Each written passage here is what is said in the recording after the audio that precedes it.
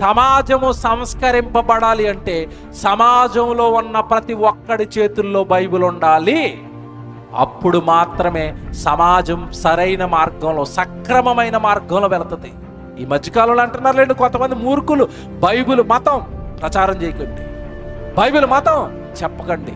నేను చెప్తున్నానండి, మరలా మీకు సత్యం తెలీదు, మీకు నిజం తెలీదు, మీ క్షేమం మీ చేతుల్లో లేదు. అది ప్రచురించబడటం మంచిది. బైబిల్ ప్రచురించడం వల్ల దొంగలు మారారు, బైబిల్ ప్రచురించడం వల్ల వ్యభిచారులు మారారు, బైబిల్ ప్రచురించడం వల్ల నరహంతకులు మారారు. ఏ కీడు చేసింది బైబిల్ సమాజానికి? ఎందుకు అంటున్నా బైబిల్ను ప్రచురించడం అంటే ఏం జరుగుతుందట? మంచిది. సమాజానికి బైబిల్ మంచి చేస్తుంది.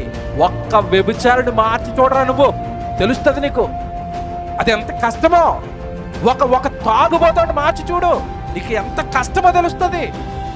గుట్కాలకు అలవాటు పడిపోయిన వాళ్ళు, కైనీలకు అలవాటు పడిపోయిన వాళ్ళు, తంబాకులకు అలవాటు పడిపోయిన వాళ్ళు, లోపల ఉన్న అవయవాలన్నీ పాడు చేసుకుంటున్న వాళ్ళు, కుటుంబాలను ఈ మద్యానికి బానిసలై రోడ్డున పడిపోయిన వాళ్ళు, ఎంతమంది కుటుంబాలను బాగు చేసింది బైబిల్. వద్దంటున్నావేంటి బైబిల్? మంచి, మళ్ళా చెప్తున్నాను, బైబిల్ ఎక్కడుంటే అక్కడ మంచి, బైబిల్లో మాటలు ఎక్కడ వినబడితే అక్కడ మంచి, బైబిల్ ఎక్కడ ప్రచారం చేయబడుతుంటే అక్కడ మంచి.